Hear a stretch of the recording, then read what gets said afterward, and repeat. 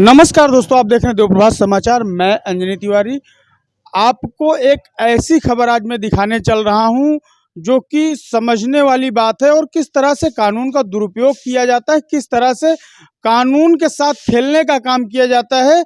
उक्त मामला जमीन संबंधी है, लेकिन महिला के द्वारा कई लोगों को लूट और छेड़खानी का आरोपी बनाया गया है। और वहीं हमने जब महिला से बात की तो महिला का बयान क्या रहा, इसे भी हम आपको सुनवाते हैं। और दूसरे पक्ष के लोगों का भी बयान हमने दर्ज किया है, उन लोगों का इस घटना के संबंध में क्या कहना है वो भी हम आप तक जरूर पहुंचाएंगे। और उसके बाद अगर ऐसी स्थिति कायम होती है, दोनों पक्ष जिनको बनाया गया वो खुद कह रहे हैं या जांच कर ली जाए, मैं दोषी हूं तो बिल्कुल मुझे जेल भेज दिया जाए। और सबसे बड़ा सवाल यह है कि इस मामले में एक अधिवक्ता को दोषी बनाया गया है। अधिवक्ता का साफ कहना है कि अगर ऐसे ही होता रहा तो अधिवक्ता वकालत करना छोड़ देंगे, और यदि अधिवक्ता किसी का मामला देख रहा है तो विपक्षी गण अगर उसे ही आरोपी बना देंगे, उसे रेपिस्ट बता देंगे, उसे चोरी की घटना में सम्मिलित बता देंगे, तो ऐसी स्थिति में तो अधिवक्ता किसी का केस भी लड़ने से मना कर देगा। फिर आम जनता को न्याय कैसे मिल पाएगा? एक बड़ी घटना है ये, और एक बड़ा सवाल यहाँ पर सिस्टम पर भी खड़ा हो रहा है। आइए दिखाते हैं आपको हम पूरी रिपोर्ट। प्रतापगढ़ जनपद के मांधाता कोतवाली के अंतर्गत एक ग्राम सभा में एक महिला के द्वारा अधिवक्ता समेत कई अन्य लोगों पर गंभीर आरोप लगाए गए हैं। महिला के द्वारा जिस तरह घटना बताई जा रही है, इस तरह की घटना सुनने के बाद ही आप हैरान हो जाएंगे। महिला ने बताया कि पहले तो कुछ लोगों के द्वारा महिला के घर में लूट की जाती है। लूट के 2 घंटे बाद वही लोग महिला के घर में फिर वापस आते हैं और महिला से बदसलूकी करने का प्रयास करते हैं। आइए हम आपको सुनवाते हैं महिला का बयान। अपने जो मांधाता कोतवाली में तहरीर दी, उसके बाद आप एसपी कार्यालय में गए, वहाँ तहरीर दी है आप। क्या हुआ था यहाँ, कब की घटना है? 6 तारीख की घटना है। हम गए मांधाता तहरीर दे के आए। तहरीर देने के बाद जो मुलजिम है, तहरीर देने के 5 घंटे 6 घंटे बाद उनको छोड़ दिया गया। रात में जब घटना हुई तो उसके बाद 112 आई, फिर वो लोग आ गए, फिर 112 आए, 2 घंटा घर पे रुकी थी। फिर उसके बाद मांधाता फोर्स आई, देख कर गई, पूरी पूछताछ सब किया गया आरी बगल से। फिर उसके बाद मानदाता ये सो जो दरोगा सुभाष यादव हैं, उनके पास फ़ोन रात में लगाई 1:30-2 बजे। वो बोले सुबह दिखवाते हैं। अभी तक आज 10वां दिन चल रहा है, कुछ भी सुनवाई नहीं हुई है। हाई कोर्ट तक हम पहुंच गए हैं, कुछ भी सुनवाई हमारी हुई नहीं है। अच्छा, क्या हुआ था यहाँ? घटना की शुरुआत कैसे हुई, क्या हुआ? घटना की शुरुआत ये हुई कि हम लेटे थे, सो रहे थे। लगभग रात 10:30-11 के करीब 4 लोग आए। 4 लोग बाहर खड़े थे।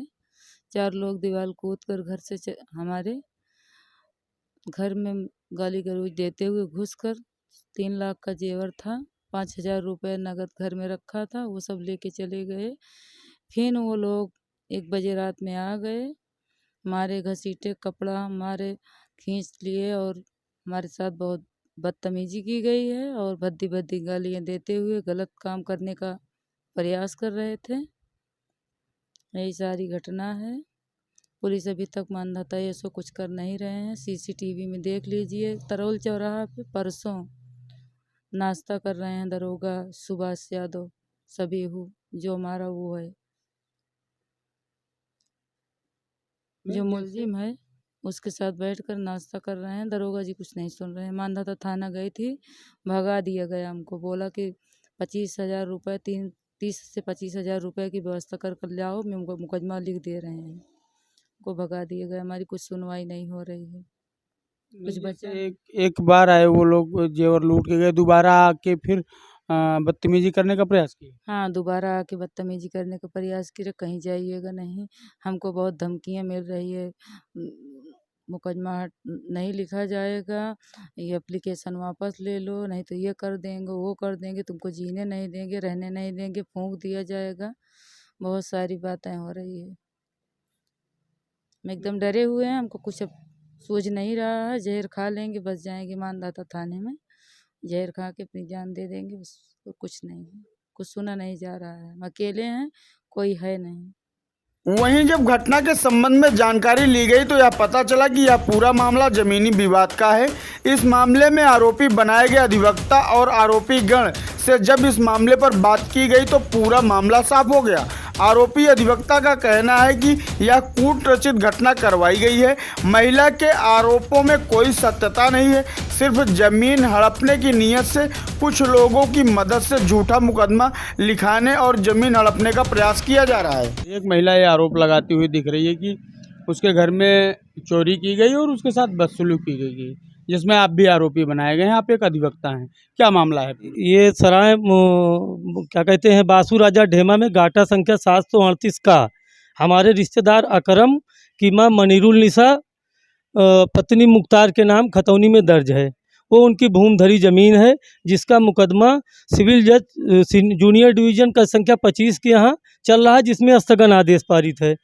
और उक्त महिला जिसने ये गलत आरोप लगाया है वो 10 साल से मुकदमा लड़ रही हैं। नहीं, एक सवाल यहाँ ये खड़ा होता है कि 10 साल से महिला मुकदमा लड़ रही है, 10 साल तक आरोप नहीं लगाया, फिर आरोप क्यों लगा रही हो? उनकी नीयत खराब हुई, ज़मीन पर वो कब्जा करने के लिए ज़बरदस्ती निर्माण कर रही थी। इसमें एक साबित अली धर्मपुर के हैं जो गलत झूठा एफिडेविट देकर पूरी कूट रचना रचकर उसको माननीय हाई कोर्ट भी ले गए हैं। उक्त के संबंध में हमने थाना मानधाता में अफसर सनाफ अख्तर हुसैन ने भी प्रार्थना पत्र दिया है एसओ महोदय को, जिसमें कहा है कि साबित अली ने हमको भेजा कि जाके अकरम को भेज दो, वहाँ बासु राजा में निर्माण हो रहा है। तब अकरम को उन्होंने नहीं भेजा, घर चले गए। फिर 10:15 बजे फ़ोन करके साबित अली ने कहा कि उनको भेज दो, बन जाएगा तब जाएंगे। पूरी कूट रचना करके वहाँ भेज करके महिला को तैयार करके उसके सामान इधर उधर करके झूठी सूचना 100 नंबर पे दी गई, झूठी सूचना माननीय थाना अध्यक्ष को दी गई, जिसमें कोई सत्यता नहीं है। केवल हमारी रिश्तेदार की भूमि हड़पने के लिए ये पूरी साजिश कुछ शातिर और लोगों के द्वारा रची गई है, जिसमें माननीय न्यायालय द्वारा स्थगन आदेश पारित है। और इसके लिए हमको उसको परेशान करने के लिए उक्त ज़मीन हड़पने के लिए पूरी प्रक्रिया की गई है। नहीं, महिला ने अपने बयान में कहा कि थाने से मुलजिमों को गिरफ्तार किया गया, फिर सुबह छोड़ा गया और इस संबंध में हाई कोर्ट भी गई है। तो पुलिस अगर इस मामले में लोगों को लेके आई थी तो फिर सुबह छोड़ कैसे दिया? सबसे बड़ा सवाल तो यही है। पुलिस ने पूरी मामले की जांच की, पूछताछ किया, हमारे ज़मीन संबंधित कागजात देखे। मैं अकरम का खुद का वकील हूँ, जिसका मैंने प्रश्नोत्तरी दाखिल किया है कि पत्रावली में हम एज वकील हैं। अब आप बताएं, हम लोग वकालत करना ही छोड़ दें? अगर इस तरह से घटना करेगा, कोई झूठी साजिश करेगा। मैं 2 साल पहले गया हूं, अगर कोई कह दे कि वहां गया था या हमारे रिश्तेदार गए थे तो तुरंत जेल भेज दें थाना अध्यक्ष, हमें कोई आपत्ति नहीं है। हम पैमाइश के समय गए थे, 2 साल पहले गए थे, थाने की पुलिस थी, कानूनगो थे, गिरजा शंकर पांडे लेखपाल थे। उसके बाद से मैं नहीं गया हूँ। और पूरी हमारे रिश्तेदार को बुलाया गया था, पकड़ के नहीं लाया गया था, बुलाया गया था। हम भी गए, उनसे पूछताछ की गई। सत्यता सामने आने पर थाना अध्यक्ष महोदय द्वारा छोड़ दिया गया। उस महिला को बार बार बुलाया गया, महिला सामने भी नहीं आई। जब हम चले गए तो बाकायदा टाइपशुदा एप्लीकेशन उक्त साबित अली ने रचना रचकर न्यायालय से टाइपशुदा एप्लीकेशन करके उसमें हमको सबीहुद्दीन को, हमारे रिश्तेदार के 2 लड़कों को, जबकि पहले जो शाम को बताया था महिला ने उसमें हम अकरम को बताया था, सबीहुद्दीन को हमारा नाम नहीं था। बाद में साजिशन करके ऐसा किया गया है। अगर इस तरह से होगा तो हम लोग कैसे न्यायालय में मुकदमा लड़ेंगे? नहीं, जैसे जिन लोगों को मुलजिम बनाया गया वो सभी लोग यहाँ उपस्थित हैं कि कोई बाहर रहता है? और आप कहाँ थे उस समय? एक लड़का जो जिसे मुजीब बताया जाता है अकरम का, वो बाहर था, ट्रक पर चला रहा था, सीसीटीवी फुटेज में है। हम एज अधिवक्ता अपने घर पे थे।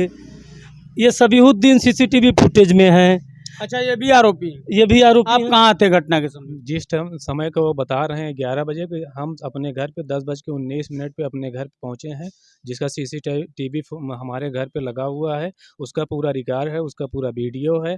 हमने उसको क्या कहते हैं निकलवा के थाना अध्यक्ष महोदय को दे दिया। आपका नाम क्या है? सबीहुद्दीन सनाफ इकबालुद्दीन। नहीं, तो वो तो जो कपड़ा फाड़ने की बात कर रही है महिला, वो तो रात को 1 बजे की बात। वो एक साजिश के तहत बता रहे हैं। जो एप्लीकेशन दिए हैं उन्होंने 11 बजे का टाइम दिया है।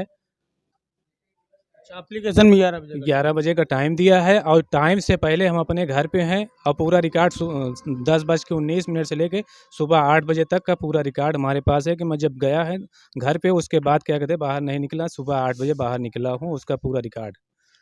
उक्त के संबंध में ये भी कहना है कि जिसने ये एप्लीकेशन थानाध्यक्ष महोदय को अफसार अहमद सनाब अख्तर निवासी ढेमा ने दिया है, वो वरिष्ठ एसआई प्रभात सर को अपना बयान दिया है, थानाध्यक्ष महोदय को अपना बयान दिया कि मुझे साजिश के तहत अकरम को भिजवाकर ऐसी साजिश की गई है, जिसका प्रार्थना पत्र मेरे पास इस समय मौजूद है, जो मैं आपको दिखा सकता हूँ। और साबित सातिर अपराधी है, कई मुकदमों की उसकी क्रिमिनल हिस्ट्री है, कई लोगों को ऐसा साजिश करके जेल भिजवा चुका है, कई लोगों को घर गरीब को उजाड़ चुका है। वो अनपढ़ और कमज़ोर गरीब लोगों को इस तरह से शिकार बनाकर उनकी ज़िंदगी के साथ खिलवाड़ कर रहा है। ये बात अधिकारियों के भी संज्ञान में है, परंतु उसके खिलाफ कार्रवाई नहीं की जाती है, तो ये आगे लोगों को भी साजिश करता रहेगा। आप क्षेत्र में पता करिए, कई लोगों को निर्दोष को ज़िंदगी बर्बाद करके वो जेल भिजवा चुका है। अच्छा, अभी आप लोग इस मामले में क्या चाहते हैं? हम इस मामले में ये चाहते हैं कि निष्पक्ष जांच हो। अगर हम दोषी हैं, ये दोषी हैं, तो बिल्कुल जेल जाएं, और हमारा मुकदमा चल रहा है तो हमारी ज़मीन से खाली किया जाए। इस संबंध में अब हम एसडीएम महोदय से भी मिलेंगे और जो भी जवाब होगा माननीय उच्च न्यायालय में दाखिल करेंगे। निष्पक्ष जांच हो, अगर हम दोषी हों तो बिल्कुल जेल जाए, अगर कोई दोषी हो तो बिल्कुल जेल जाए। लेकिन इस तरह से अगर किया जाएगा तो हम लोगों को तो वकालत करना ही मुश्किल हो जाएगा। हम जिसके वकील होंगे उसके वो जो है हमको छेड़खानी, रेप और लूट की घटना में शामिल बता देगा। ये बड़ा विचारणीय है। इस मामले में हम अपने जूनियर बार के अध्यक्ष एसपी महोदय, जिलाधिकारी महोदय से भी मिलेंगे और इसकी निष्पक्ष जांच की मांग करते हैं।